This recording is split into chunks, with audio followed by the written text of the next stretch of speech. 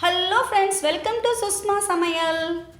இப்போ ஒரு mixie jar எடுத்துக்கோங்க. இதில் 30 பூண்டு பல்லும், கூடவே 10 சின்ன வெங்காயம், 5 வரமிளகாய், 2 பிஞ்ச் அளவுக்கு பெருங்காயம், இது கூட 2 இன்ச் அளவுக்கு புளியை ஊற வச்சு சேர்த்துக்கோங்க. 1 பிஞ்ச் அளவுக்கு மஞ்சள் தூள், தேவையான அளவுக்கு உப்பு, 1 டீஸ்பூன் அளவுக்கு நல்லெண்ணெய் சேர்த்துக்கோங்க. கூடவே 1/2 கப் அளவுக்கு தண்ணியும் சேர்த்துக்கோங்க. இதை நல்லா நைஸாக அரைச்சி எடுத்துக்கோங்க. இப்போ ஒரு கடாயில் 4 டேபிள் ஸ்பூன் அளவுக்கு நல்லெண்ணெயை சூடு பண்ணிக்கோங்க.